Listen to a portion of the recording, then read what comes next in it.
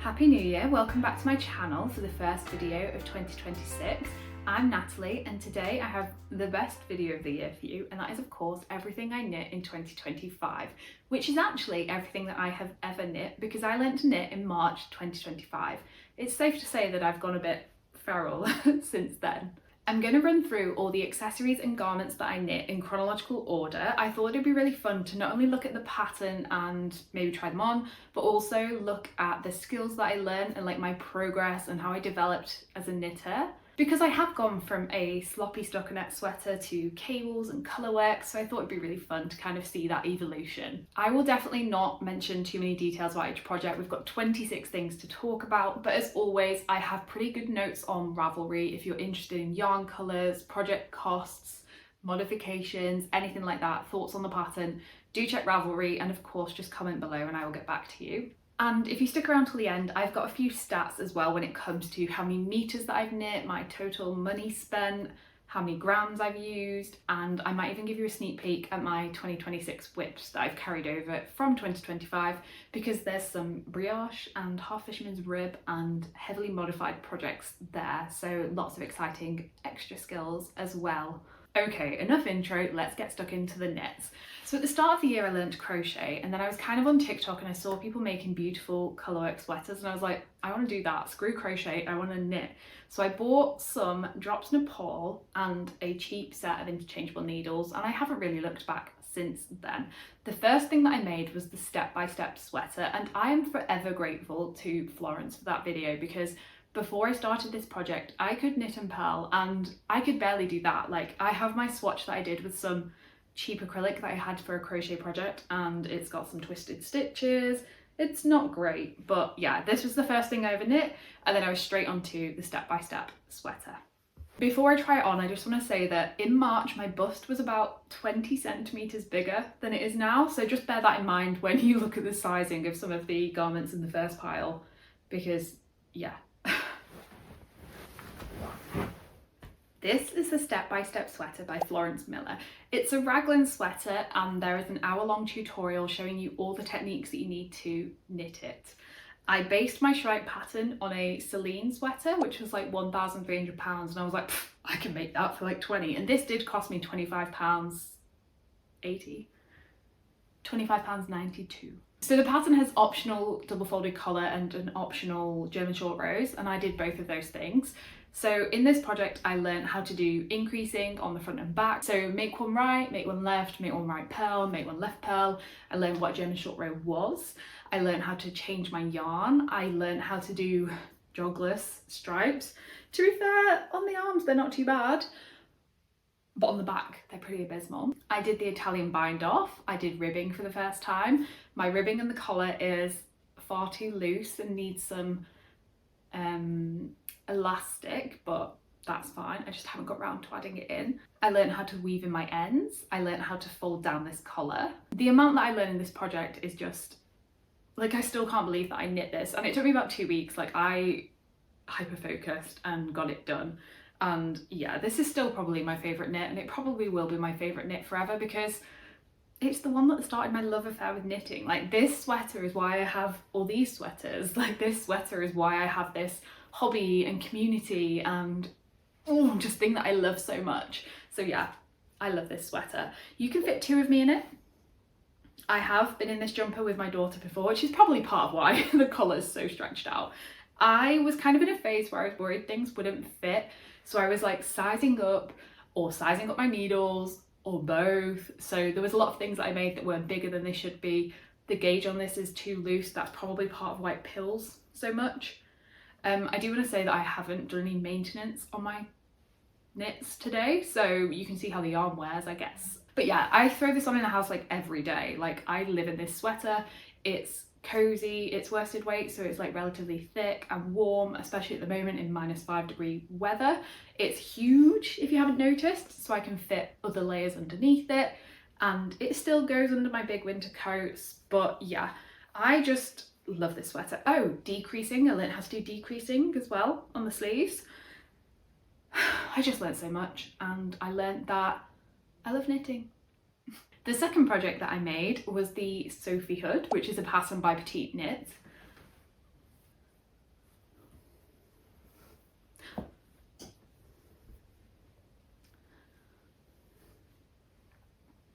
So this is my first garter project. I learned how to do the increasing and decreasing in garter. I learned how to do knit front and back and the slip, knit, pass over, decrease. It was the first time that I did like the integrated I-cord edge and learnt the word I-cord, or what an I-cord is. To be honest, whilst I was doing it, I still don't think I knew what an I-cord was, but I did it. I learnt that I hate seaming. Hate seaming, and pretty much have avoided seaming ever since, except for on my beautiful slippers, of course. But yeah, this was a quite fun project. It was quite good to like learn to count. I definitely messed up my increasing and counting to the amount of rows that you need, but it was quite good for me to just like get into that rhythm of trying to like read my knitting.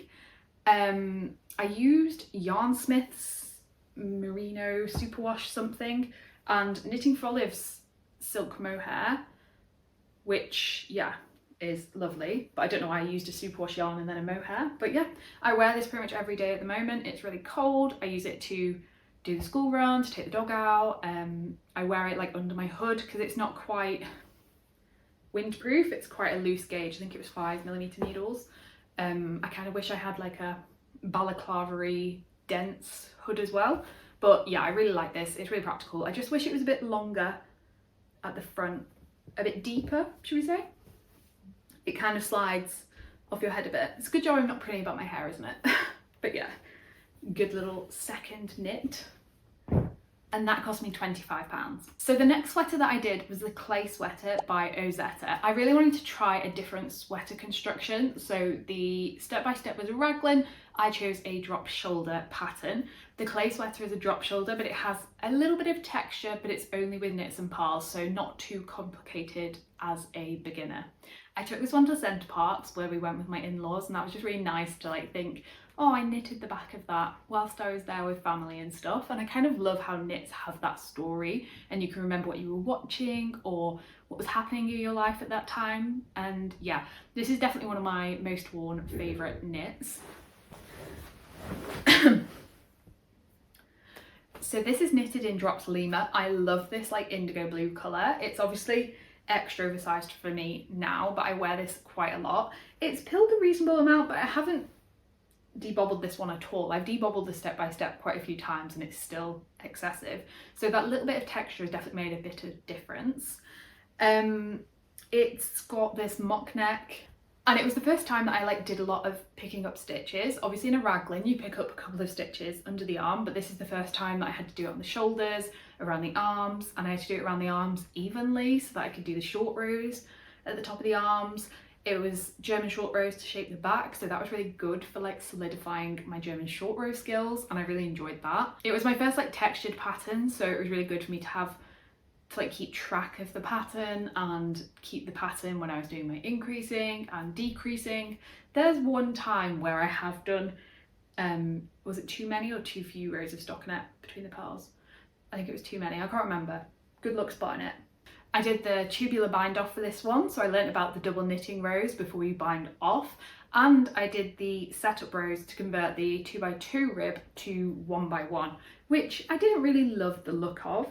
I would definitely just bind off in 2x2 next time, but I did it and I learned it. An important thing that I learned during this one was the importance of mid-project blocking. So when I bound off the body on this, it was like way too tight and I could barely get it over my head because of how tight it was. I mean, obviously now it's not really an issue, but I put it in jail for quite a while. I actually finished my next garment before this one, even though I started this one first, because it was in jail for quite a while because I was in a strop. I was pretty Maude about it. I think I may have cried when I did it. So I was like, it's been so long and it doesn't fit and I'm a bit of a drama queen. But I blocked it and it was fine. It stretched out a bit, it gave me enough room to get it on nicely, and it's all good, and I love this sweater. So yeah, important lesson there of if you think that a garment is too small or not how you want it to be, make sure you block it before you frog it, okay? So next we moved on to a cardigan. I wanted to make a cardigan for my niece, who was a little teeny baby, and she had this cardigan when she was newborn, and I wanted to recreate that for her first birthday. So I thought, okay, I'm gonna knit myself a cardigan first and then I'll do hers. So I did the traveller cardigan, the traveller's cardigan by Aosta. So this was my first cardigan. It has an integrated ribbed button band. You were meant to use different needle size to make that a bit more cinched, but I didn't have DPNs at the time. But by the time I got to the end of the cuffs, I had DPNs, so I knit my cuffs on DPNs. I learned how to do a knitted cast on. I learned how to do a surprisingly stretchy bind off. And I also learned that you should measure your gauge swatch before and after blocking, because I had been just blocking them because I cast it off and be like, yeah, excited to go wash it, but you should measure it before and after so you can assess how much it's going to grow. Because when I was knitting this, I was like, is it okay? And it grew a butt ton. I knitted it in Drops Air in a red colour, and I'm not wearing it, sorry. I knitted it in Drops Air in red. It pills a lot. But again, I wear this all the time. Those first few sweaters that I made, I just wear all the time because I'm not precious about them. I just chuck them on. I don't care if they get food on, I just wear them, and they are very well loved. And yeah, I got the buttons for free from Hobbycraft because my sister sews and she buys a lot of stuff. So she had loads of points, so she gave me some of her vouchers. So I got these little red buttons for free. It was obviously my first time sewing on buttons. And yeah, very pleased with it. I learned that I'm definitely an Aosta stan. I am an Aosta baby. I was raised by Aosta patterns. Obviously the blue one, actually. My clay was like my first time reading a pattern properly as well. Like that wasn't just hood. But yeah, I wear this cardigan quite a lot. I love the balloon sleeve. I think the yarn's maybe a bit too light for it. I think she uses Manchalope in the pattern samples, which I guess is quite light. Anyway, it feels a bit light. And I would quite like to do this in kind of like a more rustic yarn and make it a bit smaller because I did love this pattern. It's quite cropped. Yeah, lovely cardigan. This one cost me £26.33. And then I moved on to knitting my niece's cardigan. So I knit the baby Aosta cardigan, which is a pattern by Sophie Hemmings, or the Knit Pearl Girl. I don't have it with me, but I'll include a photo. I knit it in Drops Merino Superwash Fine, something like that, and it cost me about £17. This was another like step up in my textured knit experience, I guess. So this is an Andalusian stitch, which is again just knits and pearls, but it's kind of a bit more intense than the just pearl stripes that I did in my clay sweater. It was the first time that I did a gift knit, and I kind of learned how special it is to be able to gift things to your loved ones. And I'm not remotely precious about things that I give away. I'm like, I said to them, just trash it, don't get precious. If it gets ruined, it gets ruined. I'll just knit another one, it's fine. But yeah, I really love that feeling of being able to like make a cardigan that she had as a tiny newborn and have it again for her first birthday. And I was still knitting it basically like 2 days before. It was blocking and I had to sew on the buttons like on the day of her party. I learned how to pick up all the stitches around the edge for the button band and make sure that you have enough and not too less. Make sure that you have the right amount there so it doesn't like cinch in or weird hang. And I also learned to cast off pearlwise. Another project that I can't try on, but at least I have this one, is my rainbow sweater that I made for my daughter that she's already too big for. Children, eh? So this is again based on the Aosta sweater Kids by the Knit Pearl Girl, but without the texture. And this was my first YouTube video, was trying to knit this in a day, which I did. Spoiler, if you've not seen that, go watch it. It's yeah, definitely not the best video anyone's ever done, but I was having fun and I learned that it's really fun to challenge yourself. And obviously speed knitting, you can have opinions on that and people that do it and don't do it, but I enjoyed it. It was quite a nice, like, I can do that in one day. I got a lot better at my jogless stripes. And I learned that I do not weave in ends and I hate weaving in ends and I should not do stripes. I did braid it in the end. My daughter calls it a unicorn braid, so I'll take that. But yeah, not much to talk about for that one. Very bright. My daughter chose the colours. I still have loads of all these Drops Air colours. I haven't really done the maths on the money for this one. I would, not very much. I use barely any yarn for this. I'll weigh it and do the maths, but yeah. Baby sweater. Okay, so next I moved on to a summer garment. This is the Amy top, which was knitted in Drops Belle It cost me £15.92 to knit, and this had so many like impeccable finishing details. I learnt so much doing this. Obviously I learned how to do the Henley, I learned how to do like these double knitting, crochet chain, collar pickup. I learned how to do a non-rolling bind off for the stockinette edge of the collar. I learned how to do provisional cast on. I learned how to pick up stitches with the short tail of the yarn, not just the long tail that you usually do. I learned how to do, oh yeah, this is the crochet chain shoulder. I just learned how to do so much with this one. I'm not going to try it on because I'll freeze my tits off in the like -5 degree weather, and it's also too big for me now. The collar I did bind off too tight and I have to redo it, but then I hate the yarn, so I just couldn't be bothered doing it, basically. And yeah, I hate the yarn. My next garment is in the same yarn. But yeah, this is a pattern by Mochi Knits, and her finishing details are impeccable, and I learned so much and so many new techniques, and I felt really proud of this one. Like, it just felt like such a big girl knit, and yeah, really pleased with that one. You know, if it was the right size or out of a yarn that I didn't hate. Another summer garment is the Ivy top, which again is knitted in Drops Belle in this cherry pink colour. This is a summer pattern by Petite Knit. It's got these like tiny little saddles. It's like contiguous, I guess, because you just increase on like every row on the shoulder till you get to the end of your shoulder, and then just knit the front, knit the back, join, knit.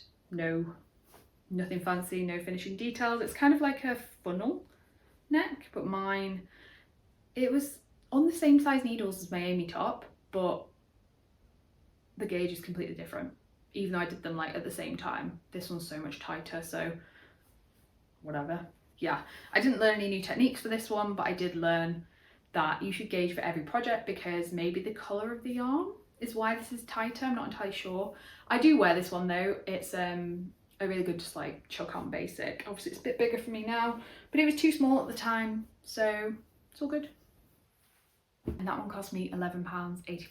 So the next project that I did was the Sabai sweater, which is by Puller Strict, and this was a big one for me because I learned how to flick English style instead of whatever you call that, throwing. So that has kind of sped up my knitting like a lot, and it's like a lot easier on my hands. And yeah, so I used that project to learn that skill, the knit stitches at least. I didn't really do it for the purling.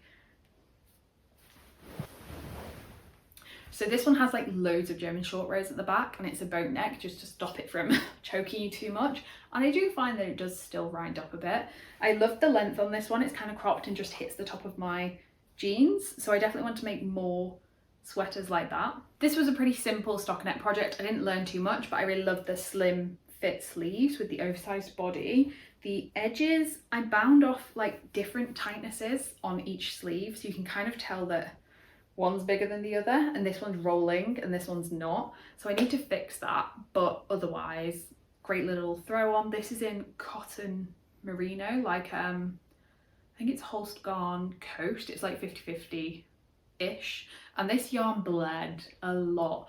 I did swatch for it and the colour didn't bleed in my swatch, but I guess I was quite quick when I did it. And yeah, I'm glad that I learned that you should swatch very well, because if I'd done colour work, it would have been a disaster. Like, the liquid was black chroma juice, like it was so purple. But yeah, really pleased with this one, and I like the colour. There's a lot of different colours here. I was kind of just going with whatever. Next up, I have my Ranunculus. I made a video about this, about whether or not it lived up to the hype, and I really like this garment. So I used fingering weight yarn. It was West Yorkshire Spinners Exquisite 4-ply, which I think has been discontinued since then, which is why I've got it, because it was like £10 instead of £20. This one cost me £15 in total, because I used like barely over a skein. I was going to do a jumper version, but then I kind of tried it on like this and I was like, oh, I like it as a t-shirt, but I think I might add sleeves to it because it's wool. It's like wool and silk, and that does mean that I don't really reach for it if it's too warm, even though it is light. Sorry, it's a bit creased. I learned how to do twisted rib on this one. I learned how to do a like crochet provisional cast on, tubular cast on for the collar. Obviously I learned all these different lacy textured techniques in the yoke. It was my first circular yoke, and yeah, very pleased with this one. It's quite cropped, but I also learned that I can wear yellow. My daughter calls this my sunshine tee, and yeah, really pleased with this, and I can confirm that the pattern does live up to the hype. It's the sort of pattern that like I probably would knit again, but I just don't have time. I have too many things I want to knit. So yeah, but Ranunculus, Midori House. Next up I have my first test knit experience, which is just like so fun. I don't know what I was thinking signing up for a 3mm fingering weight yarn test knit. What? I did the shell tee, which is another pattern from Sophie Hemmings of the Knit Pearl Girl. It's a raglan construction, but you kind of start flat and increase out until you join here at the front, and then it's like a traditional raglan with different increase rates for the shoulders and the body. So this is my shell tee. It was the first time that I did an I-cord cast off, so I did that on the body, and then it was the first time that I did an applied I-cord, which I did around the collar, and it was my first fingering weight garment, first fingering weight project. I use a Knitting for Olive pure silk, and I really love this fabric, and it kind of made me, I was a bit concerned that I didn't like summer garments after knitting the first few in Drops Bell, but this kind of like reaffirmed to me that I should give them a go, because I do really love this. I did not love the ends. In fact, I've not even woved them all in. I kind of braided a lot of them, which you probably shouldn't do because it doesn't felt together, does it? But I just couldn't face it. I cut it like every time, and that was a mistake. So yeah, too many ends. But I do love this garment. It's a bit bigger now than it should be, so it does have this tiny bit of gaping here at the arms, but it doesn't really bother me, and I think I will still get a lot of wear out of this. It's kind of like, again, that length that I like, just above my jeans. And this one cost me £20.90. The pattern was gifted as a test knitter. We're not even halfway, guys. Okay, next up we have my Sonja sweater, which is a pattern by Petite Knit. This one didn't really have too many new skills in it. It was more just like I wanted like a really solid sweatshirt kind of pattern that I could just wear all the time, but a bit more refined than my first sweatshirt that I made. So I knit this in Drops Lumme, and it has pilled a lot more than my other Drops Lumme sweater. So I guess I learned that different colours and different gauges of the same yarn are going to act quite differently in the finished object. This one's a drop shoulder, but there's no shaping on the back. It's literally just a rectangle, and a lot of the shaping comes in the shoulder pickup and then the sleeve tops as well. This has like this really cool technique where you do some double knitting in the fold, and it just makes the collar like so impeccable. The increases down the sides, the fold in the collar, like I just think this looks so sweatshirty, and when I've pilled it, de-pilled it, it looks quite smart on. Like I wear this as like a throwover, but I also wear it as a smart top with jeans. Like yeah, I really love this sweatshirt. I just need to make the sleeves a bit longer. I find that when I block things and wear them, the sleeves tend to like bounce back up again. So yeah, I need to either block it aggressively or add some length to it, which I can do. I'm pretty sure I've got some yarn left, but so many things to do. And I also learned on this one that I should do my ribbing inside out because it's neater on the inside than the outside, which is a good tip if your ribbing is sloppy, which mine always is. Okay, finished object number 13, so we are about halfway through now, is the Pimpom shawl, which is a pattern by Laura Penrose.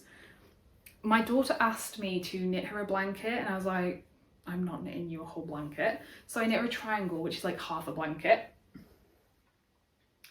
This is in Drops Fiesta, which is a superwash sock yarn, and it's just a really fun little shawl. So it's garter stitch, so it's quite mindless, but you're doing increasing quite often, so you still have to focus.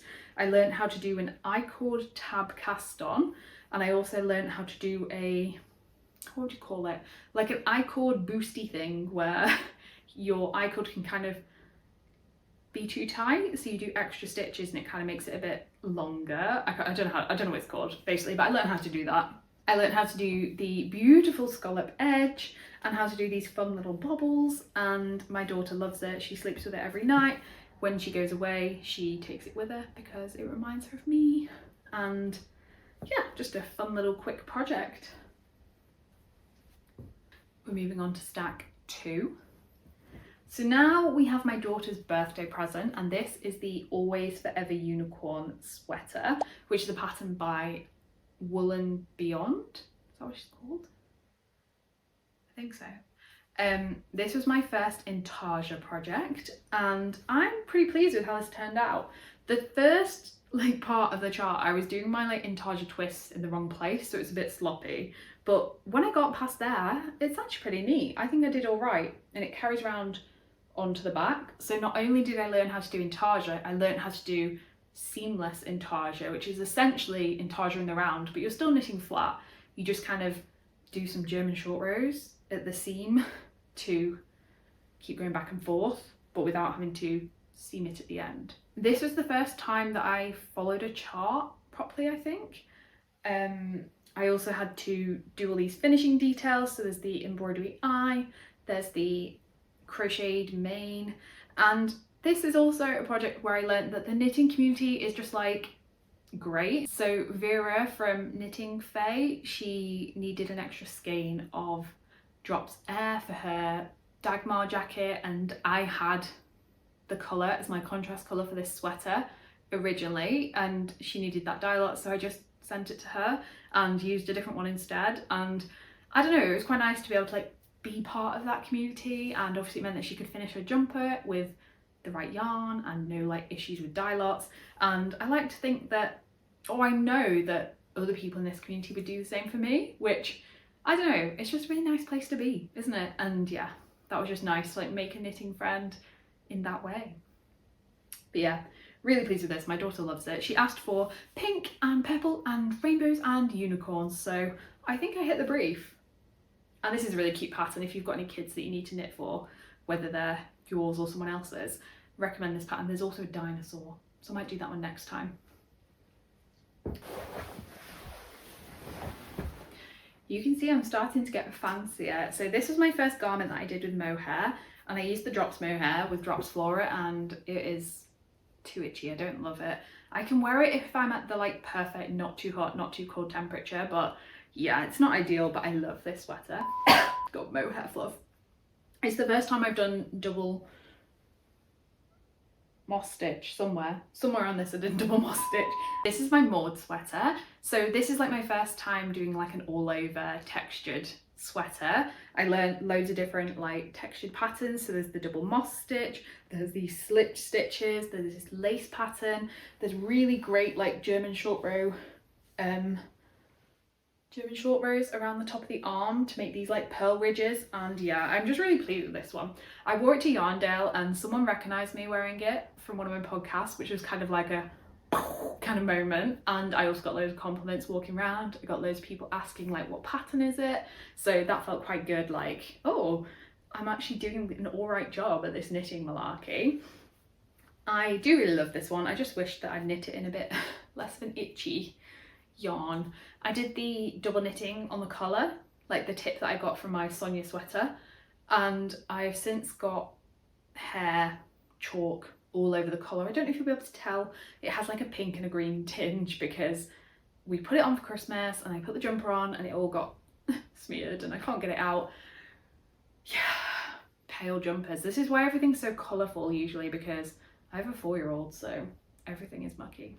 This one cost me £37.12 because obviously I was holding 2 strands together, which is always going to make your project a bit more expensive.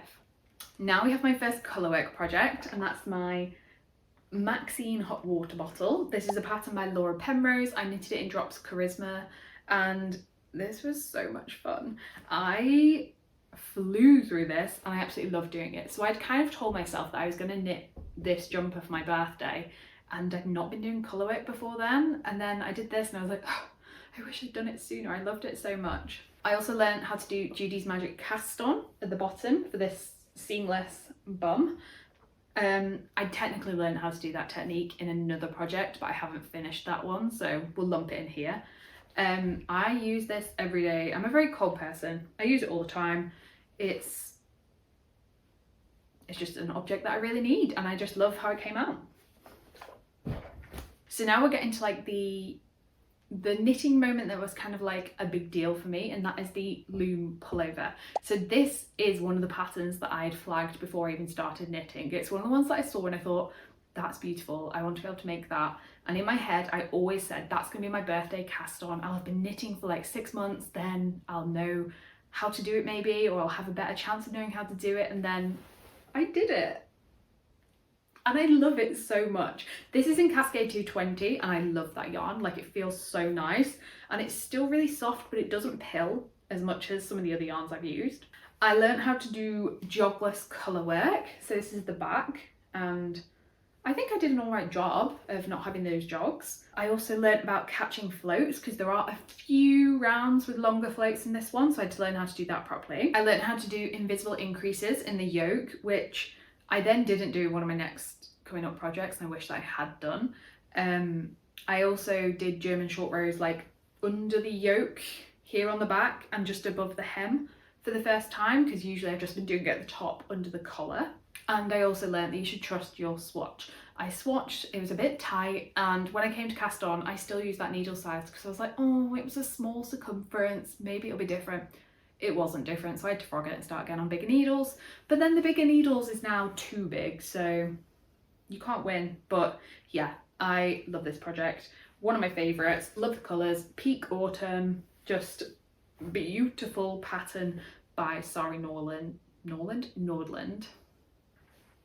Really recommend if you haven't dabbled in colourwork and you want to do colourwork, this is a great one. It's really clear, concise, easy to follow, not many long floats, and I've got a whole video about this if you're interested in everything that I did wrong when I was knitting this and how I fixed it. Now we're moving on to the sailor slippers, and they're all really ratty and covered in dog hair, but don't judge. So I've knit 3 pairs. This one's got Play-Doh on the bottom. So this was my original pair that I did. So the seaming on this is like less good, but love these like colours. I was kind of hoping I'd get colours that matched my loom, but I didn't. They're the same sort of vibe, but yeah. Then the second pair that I did were my burgundy and blue ones, and at this point I did a really good job, and I made a video about this where loads of you have watched it. It's probably why you're here, so thanks for that. And then I test knit the kids pattern and made Goose a little matching pair with the same burgundy but with pink for hers.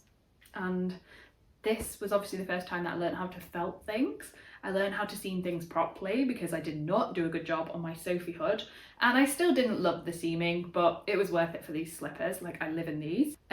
So I used mattress stitch and Kitchener stitch for the seaming, and yeah, sailor slippers. You know all about them already, but love them.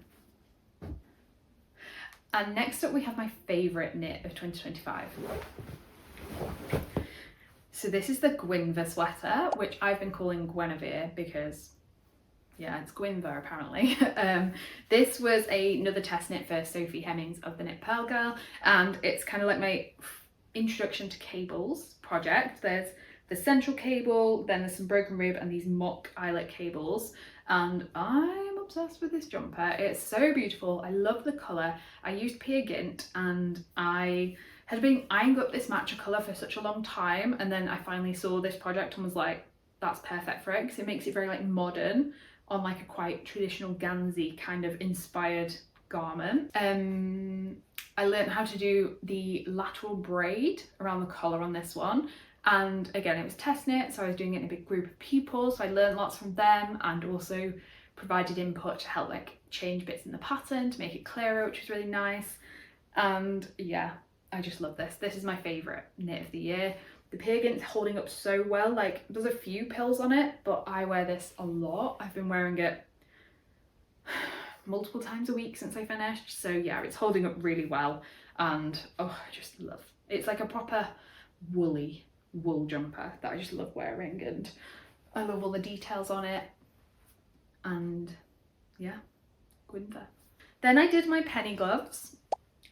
I knit these on magic loop, and even though I learned how to do magic loop, and I don't think I've particularly got any ladders or anything, it was fine. I just hated it. I didn't enjoy it, but that's okay. I did it. I learned how to do it.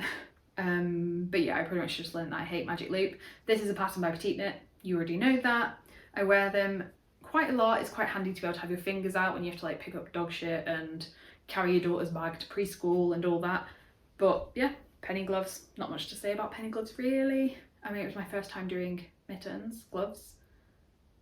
So yeah, I learned about how you do thumbs. Next we have my Lake V-neck.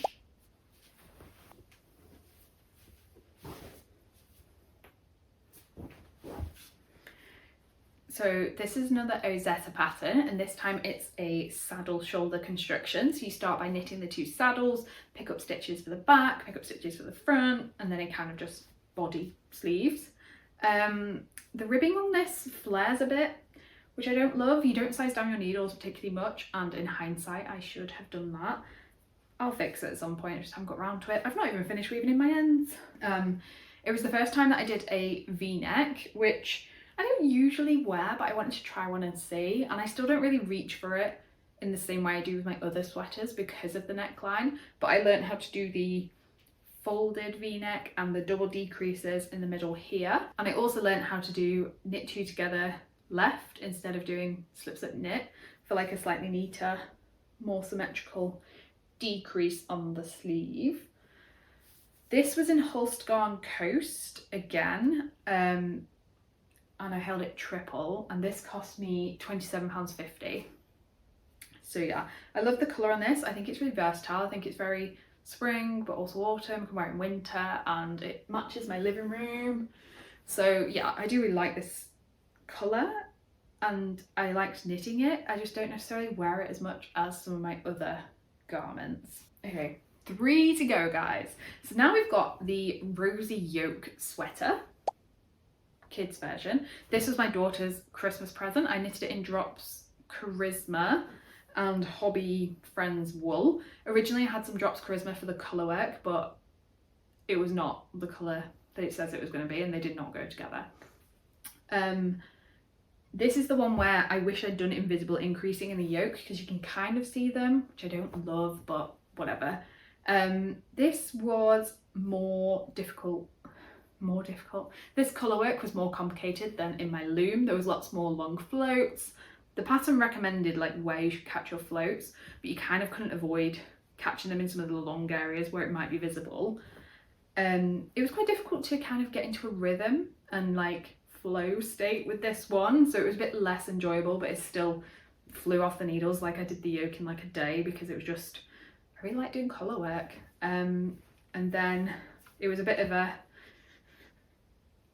fight to the finish to get it done for Christmas, because once I got onto the stockinette parts of the body I wasn't particularly enjoying it. It's a bit boring, and it's a deceptive amount of stitches. Like you think, oh, it's for a 4-year-old, how many stitches can it be? It was like almost 200, because there's so much ease in this. It was like knitting a full-on adult sweater.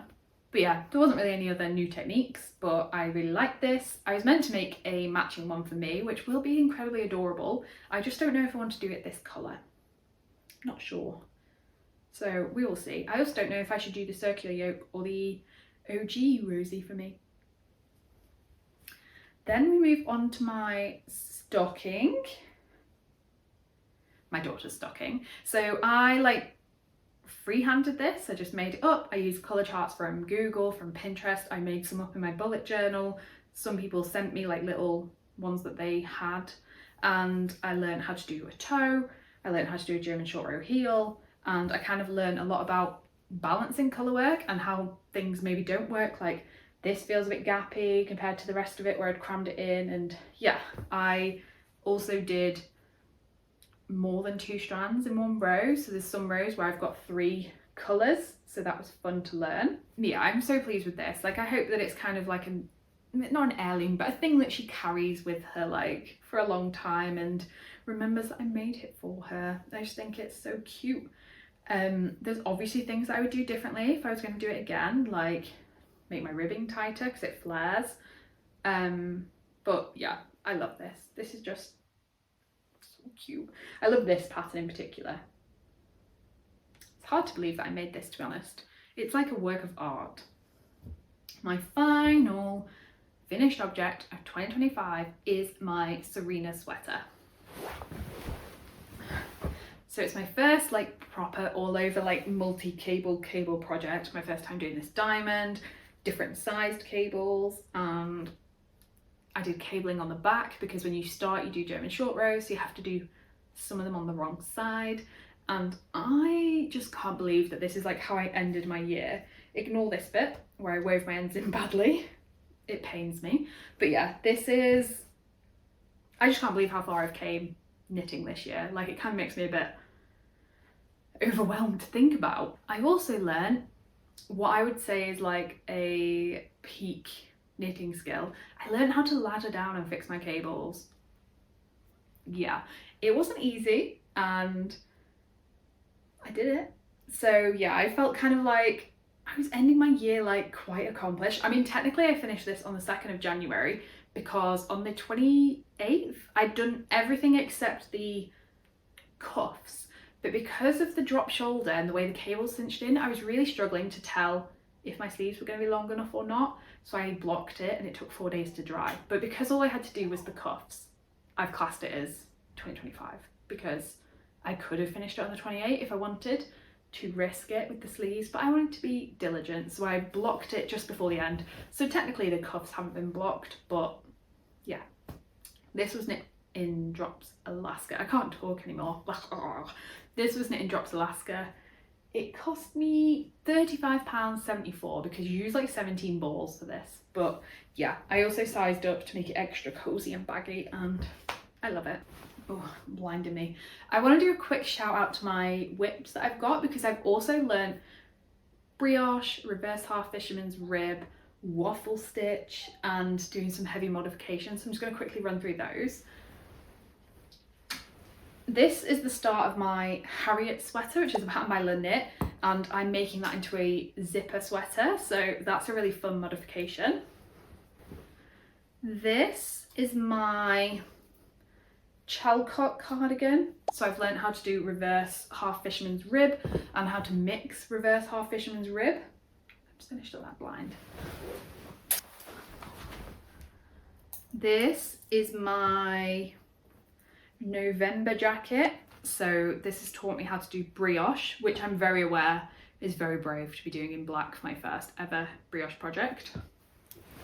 And then I've also been self-drafting a sweater, which I'm using waffle stitch for, and obviously the whole learning how to make a garment that fits my body is, yeah, a really fun learning experience for me. So to wrap up, I have done 26 finished objects this year. I used 25,288 meters of yarn. That's like more than a half marathon. I used almost 177 skeins, which weighed 9,309 grams and cost me £520.53, including buying patterns. Is that more or less than you thought? I have really enjoyed looking back on everything that I knit last year. I'm really excited to see what I learned this year, how I grow as a knitter. I'm still so early in my like knitting journey. I'm still learning so much. I'm still throwing myself in, like wanting to learn everything and do as much as possible. I hope that you stick around for 2026. I'm hoping to share a plans video with you in the next week or so. And yeah, thank you so much for watching over the last 6 months. This has been quite a surreal experience for me. Like it's not something that I do very often, like putting myself out there to like, you know, chat with people and get my face out there. So I'm really grateful for everyone that's been watching one of my videos or subscribed. And yeah, I'm just very grateful for everyone that's here and for finding this wonderful hobby. I hope you have a lovely day. Please let me know in the comments what your favourite knit of 2026 was, because I'm always looking for, what your favourite knit of 2025 was, because I'm always looking for like new pattern inspiration, some new to me designers, and I'm obviously still in the midst of planning for 2026, so you can still change my mind. And I hope you have a brilliant day, and again, thanks a lot.